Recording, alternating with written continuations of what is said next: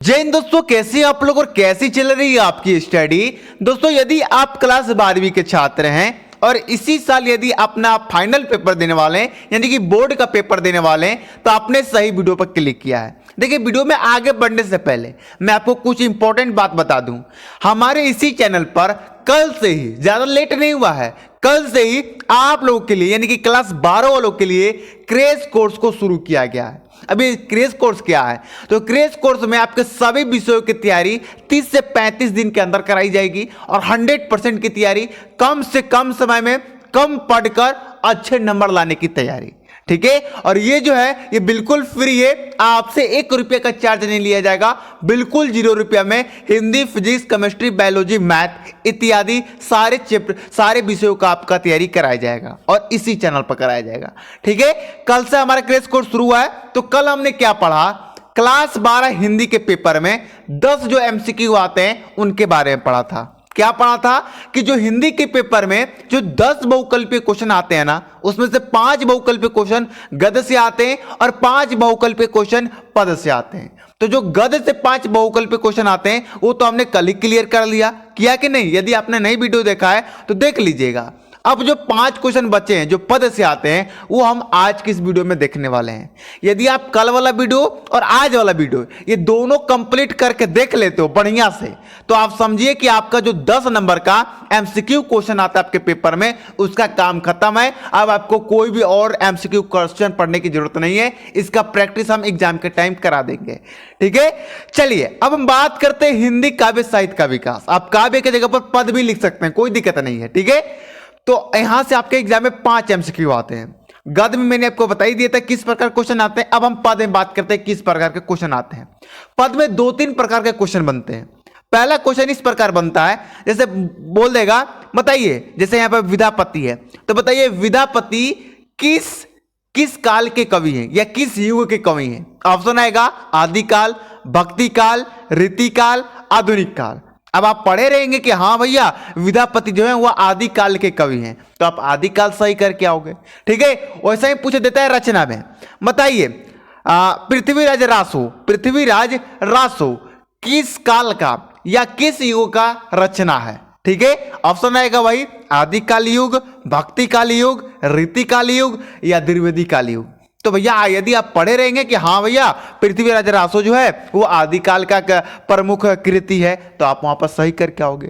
तो पहला क्वेश्चन या दूसरा 2 क्वेश्चन तो यहां से इस प्रकार बनेंगे। ठीक है, बनते हैं, कभी कभी 1 आ जाता है, कभी कभी 2 आ जाता है। फिर आगे क्या बनता है? आगे बनता है रचना। आपको रचना दे देगा, कृति दे देगा, उसके लेखक का नाम, सॉरी कवि का नाम पूछेगा। ठीक है, पद में लेखक नहीं होते, कवि होते हैं। ठीक है, तो उसका कवि पूछेगा या रचना दे देगा और उसका विधा पूछ देता है। ठीक है, नहीं सॉरी, विधा इसमें पद में नहीं पूछता। याद रखिएगा, आप लोग ध्यान में रखिएगा कि काव्य में जो पद से जो 5 एमसीक्यू आता है ना उसमें विधा नहीं पूछता है। ठीक है, बस पूछेगा तो क्या ये काल से संबंधित क्वेश्चन पूछेगा या रचना से संबंधित क्वेश्चन पूछेगा, सारे चीज पर हम बात करेंगे। आगे बढ़ने दीजिए। सबसे पहले हम आदिकाल के प्रमुख कवि और कृतियां देख लेते हैं। तो प्रमुख कवि आदिकाल के कौन कौन से हैं? अमीर खुसारो, नरपति, नलाह, चंद्रबरदाई, जगनीक, विद्यापति, दलपति विजय और सारागंधर। ठीक है, तो ये इतने इंपॉर्टेंट है, इनको कंप्लीट करना है। कैसे क्वेश्चन बनेगा? पूछ देगा, बताइए विद्यापति किस युग के लेखक हैं? तो आप बताएंगे कि हाँ ये आदिकाल के हैं। ठीक है, चलिए अब आदिकाल के आप प्रमुख कृतियां भी देख लीजिए। तो पृथ्वीराज रासो, जिसमें रासो आ जाए समझिए कि आदिकाल युग के वो क्या है? कृति है। देखिए पृथ्वीराज राजो, परमाल रासो, बिलसलदेव रासो, खुमान रासो, डम्मीर रासो, सब में रासो रासो आ रहा है कि नहीं? तो इससे आप याद कर सकते हैं। ठीक है, अब देखिए एग्जाम में आ जाएगा कि आदिकाल का काल विधि क्या है। काल विधि बोले तो समय अंतराल, समय अंतराल बोले तो आप कह सकते हो कि समय काल क्या है। तो आप याद रखिए सन 1759 से 1343 तक। ठीक है, चलिए अब दूसरा हम पढ़ते हैं भक्ति काल। यहां से भी क्वेश्चन आते हैं, बहुत इंपॉर्टेंट है। तो देख लीजिए भक्ति काल का समय काल क्या हो जाएगा? सन 1343 से 1643 तक। क्लियर है? चलिए भक्ति काल के प्रमुख कवि कौन से हैं? इसमें थोड़ा कवि आपको ज्यादा याद करने पड़ेंगे। कबीर, दादू दयाल, नानक, रज्जव, सुंदरदास, ये सुंदरदास है, सूरदास नहीं है। सूरदास भी आते हैं लेकिन यहाँ पे ये सुंदरदास है, सुंदरदास और देखिए यहाँ पर सूरदास दोनों हैं। रैदास, शेख फरीद, मुल्ला दाऊद, फिर तुलसीदास, अग्रदास, नावादास, फिर आता है यहाँ पर नावादास, प्राणचंद्र, हृदयदास, सूरदास, नंददास, रसखान, वीरादाई, कुंभनदास, परमानदास। अब जिसमें दास दास आ जाए वो समझिए कि आपका भक्ति काल के लिए कवि है, ठीक है। ज्यादातर दास आएंगे, ठीक है, ये मैं नहीं कह रहा हूं सभी में दास आएंगे, लेकिन ज्यादातर में दास आएंगे। जैसे देखिए यहाँ पे सुंदरदास, रैदावदास, फिर यहां पर देखिए तुलसीदास, अग्रदास, नावादास, प्राणचंद्र, हृदयदास, सूरदास, नंददास, फिर यहां पर कुंभलदास, ये परमानंद दास है, ठीक है। तो इस प्रकार दास आएंगे ज्यादा तौर पे, ठीक है। कबीर, ये सब याद रखिएगा। चलिए भक्ति काल की कृति देख लीजिए जो बहुत ज्यादा इंपॉर्टेंट है, जो आपके पेपर में आने की भरपूर चांस है। तो बिजक, सुंदर विलास, ज्ञान बोध, आखिरी कलाम, अखरवाट, मृगवती, चित्रावली, श्री रामचरितमानस और रामायण नाटक, ठीक है। तो ये सब आपके भक्ति काल के प्रमुख कवि नहीं, यहाँ पर कृति कर लीजिएगा, ये प्रमुख कृति हैं, ठीक है।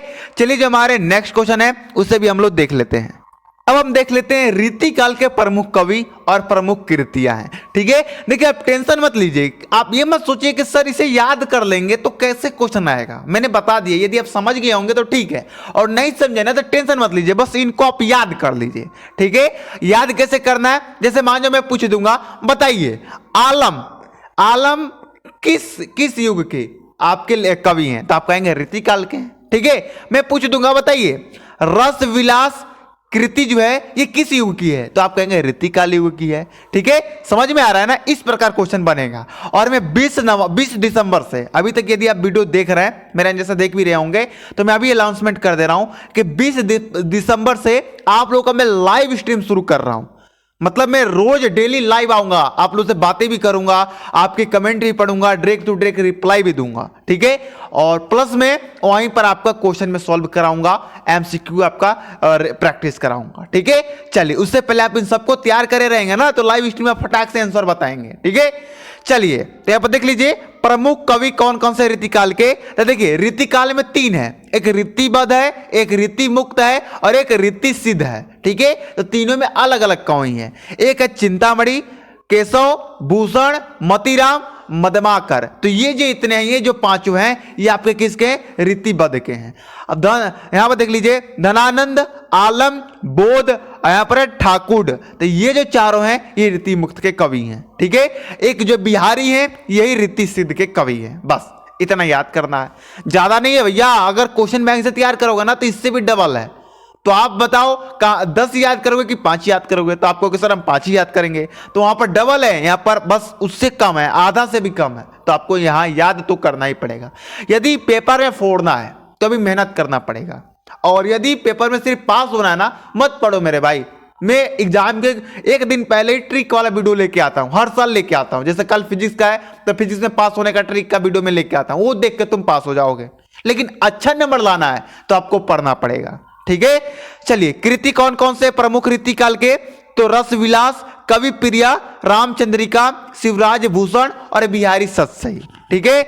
चलिए अब हमारे आगे बढ़ते हैं, 4 नंबर और यही लास्ट है आधुनिक काल। और इसका जो अगर आपसे काल समय यदि काल विधि पूछा जाए तो 1868 से निरंतर तक, यानी कि अभी तक चल ही रहा है आदिकाल, ठीक है। चलिए इसके प्रमुख कवि कौन कौन से हैं, भारतेंदु हरिश्चंद्र है, श्रीधर पाठक हैं, प्रेमधन है और जगमोहन सिंह हैं। अब देखिए एक बात और समझिए, ये जो आधुनिक काल है ना, इसमें भी मेरे भाई जो आधुनिक काल है इसमें आपके 4 बांटे गए हैं, 4 भाग बांटे गए हैं। पहला भारतेंदु युग, दूसरा द्विवेदी युग, तीसरा छायावादी युग और चौथा छायावादोत्तर युग। तो इन चारों भागों में अलग अलग कवि हैं। तो ये जो है ना भारतेंदु हरिश्चंद्र, श्रीधर पाठक, प्रेमगन, जगमोहन सिंह, ये सब किसके हैं, तो भारतेंदु हरिश्चंद्र के। मैं लिख देता हूं, यहां पर मैंने लिखे भारतेंदु युग की, ये सारे कवि हैं भारतेंदु युग के, ठीक है। अब द्विवेदी युग कौन कौन से हैं, महावीर प्रसाद द्विवेदी हैं, राम नरेश त्रिपाठी हैं, जगन्नाथ ये क्या लिख दिया मैंने यहाँ पर, जगन्नाथ दास होगा ना, नहीं जगन्नाथ दास, ठीक है, जगन्नाथ दास, ठीक है, कोई गलती नहीं है। क्योंकि जगन्नाथ दास भी हैं और एक जगन्नाथ दास भी हैं, दो हैं। ठीक है, तो जगन्नाथ दास आपके लेखक में आ जाते हैं, ये जगन्नाथ दास आपके कवि में आते हैं। ठीक है, क्षयवादी युग में जैसे शंकर प्रसाद आते हैं, सूर्यकांत, और सूर्यकांत यहाँ पर त्रिपाठी हो, या यहाँ पर देखिए सूर्यकांत एक त्रिपाठी और एक सूर्यकांत, तो यहाँ पर सिर्फ सूर्यकांत है, आपको सूर्यकांत ही याद करना है। ठीक है, सुमित्रा नंदन पंत और महादेवी वर्मा, ये जो है ये छायावादी युग के आपके कवि हैं। बात करें छायावादोत्तर युग, तो आज्ञा है, धर्मवीर भारती हैं, दिनकर हैं। दिनकर का मतलब रामधारी सिंह दिनकर। ठीक है, तो इनका आधा अधूरा नाम लिखा गया यहाँ पर, लेकिन इनका पूरा नाम क्या है दिनकर का? रामधारी सिंह दिनकर। शिव मंगल सिंह, ठीक है, ये आपके छायावादी युग के कवि हैं। अच्छा, आप कमेंट करके बताइए कि छायावादी युग को और किस नाम से जाना जाता है, या छायावादोत्तर युग को किस नाम से जाना जाता है? आप दोनों को कमेंट करके बताइए कि इसका एक और नाम आपको कमेंट करके बताना है, इसका भी एक और नाम कमेंट करके बताना। ठीक है, नहीं बताएंगे तो पूछ लेना भैया कमेंट में, मैं बता दूंगा। ठीक है, चलिए, जो अब हमारे जो टॉपिक बन सकते हैं, जिस टाइप के क्वेश्चन बन सकते हैं, उससे भी हम लोग देख लेते हैं। अब हम देखते हैं प्रमुख रचना और उनके रचनाकार। मेरा मानना तो 5 जो आपके पद से आते हैं उसमें 3 तो यहीं से आएंगे। ठीक है, देखिए मैं बताता हूं, आप बच्चों को ज्यादा हार्ड लगता है क्या पद वाले 5 एमसीक्यू, लेकिन पद वाले एमसीक्यू आसान होते हैं, क्योंकि इसमें ना विधा पूछेगा ना पत्रिका पूछेगा, इसमें बस रचनाएं पूछेगा, फिर इसका आदि युग के आपके रचनाएं पूछेंगे प्रमुख, जो कि अभी हमने करा दिया, लेखक कवि के नाम पूछ देंगे। ठीक है, तो ये सब इसमें ज्यादा हार्ड नहीं है। जब एक क्वेश्चन को प्रैक्टिस कराऊंगा ना, तब आपको हलवा समझ में आ जाएगा। यहाँ जितना भी है ये प्रमुख रचना और उनके रचनाकार हैं, इनको आप तैयार कर लीजिए, याद कर लीजिए। क्वेश्चन किस बार बनेगा वो मैं बता देता हूं। जैसे मानिए पूछेगा, बताइए साखी किस कवि की रचना है, तो आप बता देंगे हाँ कबीरदास की है। पूछ देगा, बताइए सूरसागर किस कवि की रचना है, तो आप बता देंगे सूरदास है।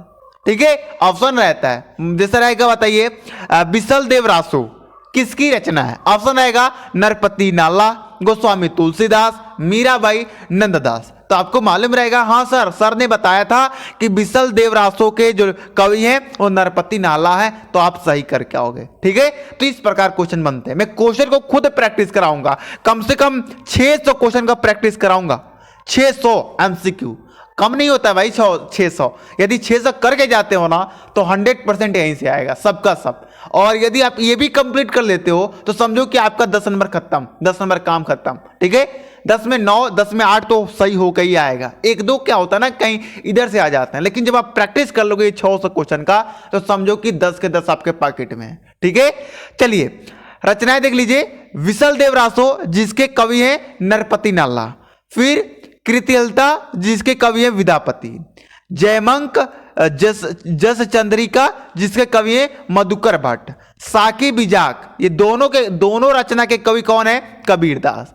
सूरसागर, सुर सरावली, साहित्य लहरी, सुर पचीसी, भूरमर गीत, ये जितने भी हैं 5 हैं, ये पांचों के कवि सूरदास जी हैं। ठीक है, चलिए आगे देख लीजिए। अब गोस्वामी तुलसीदास की बारी है। गोस्वामी तुलसीदास की थोड़ा आपको ज्यादा याद करने पड़ेंगे क्योंकि बहुत इंपॉर्टेंट है। इनका पहला रचना है श्री रामचरितमानस, गीतावली, दोहावली, कवितावली, विनय पत्रिका। देखिए विनय पत्रिका 2 बार हो गया है, कृष्ण गीतावली, हनुमान बाहुक। तो ये जितने भी हैं ये सब आपके गोस्वामी तुलसीदास जी के हैं। ठीक है, चलिए आगे देख लीजिए। अब हम पढ़ते हैं मीराबाई का। ठीक है, तो नरसिंह जी का मायरा, राग गोविंद, गीत गोविंद की टीका, ये तीनों किसके हैं? तो मीराबाई की रचना है। ठीक है, चलिए आगे देख लीजिए। नंददास का देख लीजिए, रस मंजरी, तो ये किसके हैं? नंददास का है। सुज रसखान और प्रेम वाटिका, सुज रसखान और प्रेम वाटिका, ये दोनों रसखान जी के रचना है। ठीक है, और जो हमारे इंपॉर्टेंट रचना है उनको भी देख लिया जाए। केशवदास का देख लीजिए। केशवदास का बहुत ज्यादा पूछा जाता है एग्जाम में। तो रामचंद्रिका, कवि प्रिया, रसिक प्रिया, विज्ञान गीता, रतन बावनी, जहांगीर, और उसके बाद जहांगीर ये एक में ही है। देखिए जहांगीर, जस चंद्रिका, ये तीनों एक में ही है। ठीक है, एक ही रचना है। नख सिख, तो ये जितने भी हैं सब आपके केशवदास के। ठीक है, भूषण का देख लीजिए। शिवराज भूषण, शिवा शौर्य, छत्रसाल दशक, शिव भवानी, ये सब जितने, ये चारों जितने हैं ये आपके भूषण जी के हैं। कवि कुल कल्पत्रु, सिंगार मंजरी, ये आपके चिंतामणि के हैं। ठीक है, चलिए आगे देख लीजिए। भारतेंदु हरिश्चंद्र का देखिए भारतेंदु हरिश्चंद्र का मैं ट्रिक बताता हूं। जिस रचना में आपको प्रेम दिख जाए शुरू में, समझ जाइएगा वो भारतेंदु हरिश्चंद्र का। जैसे कि देखिए, प्रेम फुलवारी, प्रेम प्रलाप, प्रेम माधुरी, प्रेम तरंग, प्रेम सरोवर, प्रेम मालिका, प्रेमाश्रु वर्णन, बंदर सभा और विजय वलरी। ठीक है, तो ये जितने हैं ये आपके भारतेंदु हरिश्चंद्र के हैं। ठीक है, चलिए अब देख लिया जाए जगन्नाथ दास, जगन्नाथ दास। ठीक है, जगन्नाथ दास। ठीक है, इनका नाम मुझे थोड़ा बहुत डिस्टर्ब करता है। गंगावतरण, उदावसतक, गंगा लहरी, सिंगार लहरी, हिंडोला, हरिश्चंद्र, विष्णु लहरी।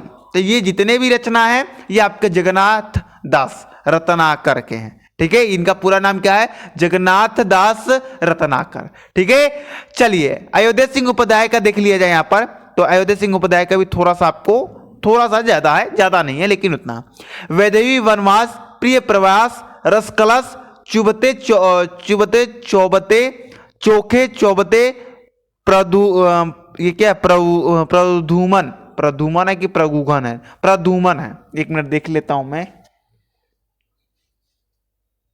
हाँ, तो ये प्रधूमन है। ठीक है, प्रधूमन, विजय, रसिक रास्य, प्रेमाम्बु प्रवाह। ठीक है, ये जो है ये अयोध्या सिंह उपाध्याय अरियोध का है। क्लियर है? चलिए यहाँ पर क्लियर, देखिए मेन बात है ना, हिंदी में ज्यादा मतलब समझने की कोई जरूरत ही नहीं है।